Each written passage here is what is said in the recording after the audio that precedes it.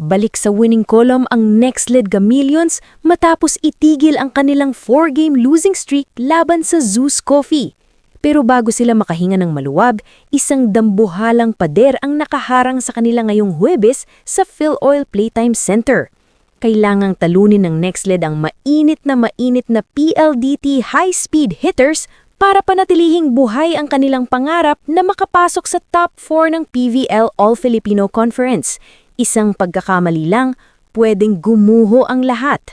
Ngayong araw, hihimayin natin ang tactical matchup na ito at ang komplikadong senaryo sa standings.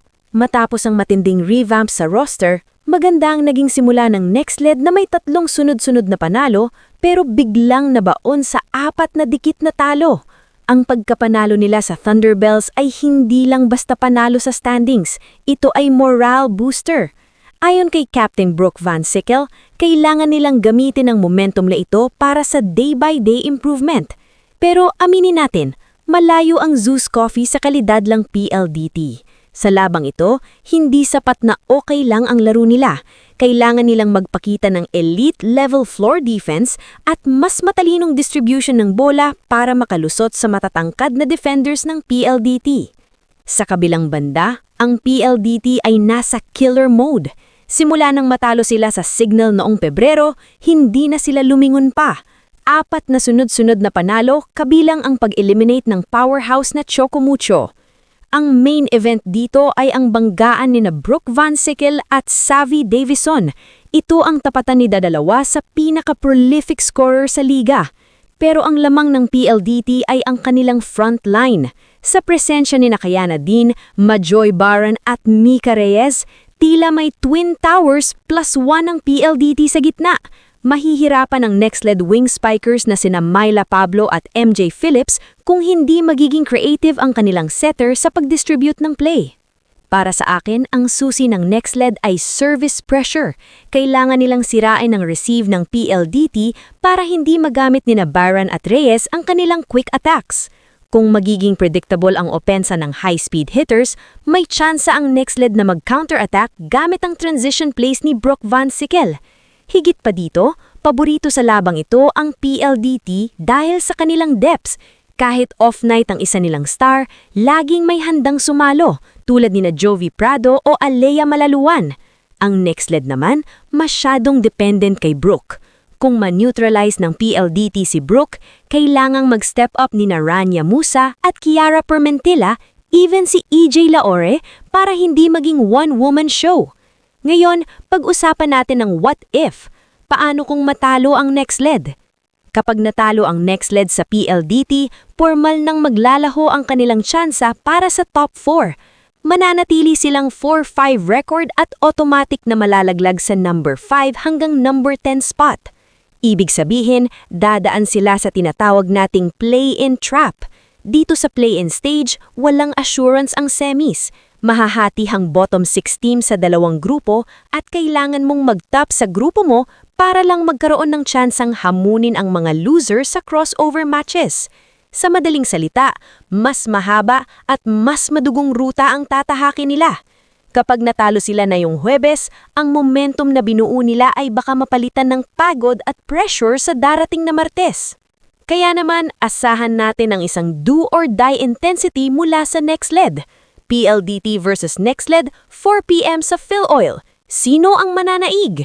Ang Resurging Chameleons o ang Unstoppable High-Speed Hitters? I-comment ang inyong prediksyon sa ibaba. Para sa mga latest updates at malalimang volleyball analysis, huwag kalimutang mag-subscribe. Hanggang sa susunod na hiyawan sa court.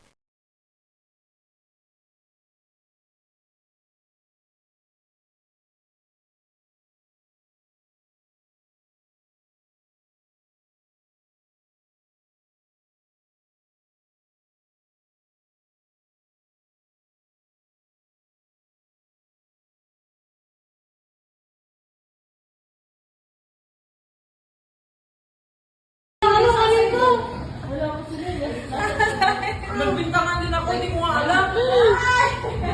Baka nasa taas ng aircon.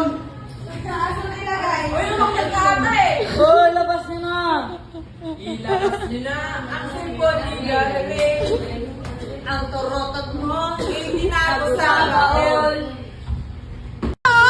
Ito na, oo. Sabihan niyo sila, i-follow ako. Please. Follow niyo si Ate Puding. Pare ko, ano masasabi mo? Follow niyo po siya para may pambayad na siya sa akin. Oo. Hindi kasi tayo nag-aabot, pare ko eh.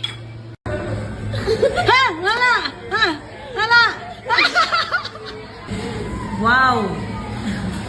Wow! Ang pinakasikat sa tanan. Ay, kita. Walang tarbulin, no? Bunny girl, order. Ayan si Buding. Bisita ka ba dito? Are you ready for your mission? Friendship over talaga!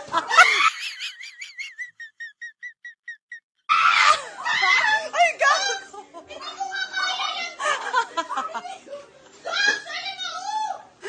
Asan? Dapat yun doon.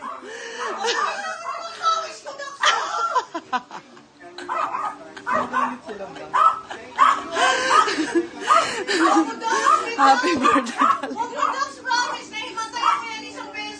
Paano yung himatay? Ito na! Si Sisi! Guys, damihan niyo pa yung pagbibigay niyo kay Buding kasi minilibre niya kami dito. And ayun, sana araw-araw naman ibigay mo ha. So kukuha ka ulit ako. Apo, te. And your service. Bye-bye! Thank you, Te Boding. Push na. Oo. Sobrang pampainit. Oo. Perfect! Oh, formang-forma talaga. Hey, tinatanong ko. Sino ko? Kevin! Kevin sir. Duran. Home Alone. Kevin, run! Sino si senior natin? Kevin Duran. Kevin, naman ako. Oh, di ba? Para ka naman! Sama di dyan! Isa pa ako. Medyo mas mataas. Kaya mo ba? Kaya niyo ba yan? Ready? 1, 2, 3. Bi, wag mong bibidyohan yung kamay ko, Bi, ah.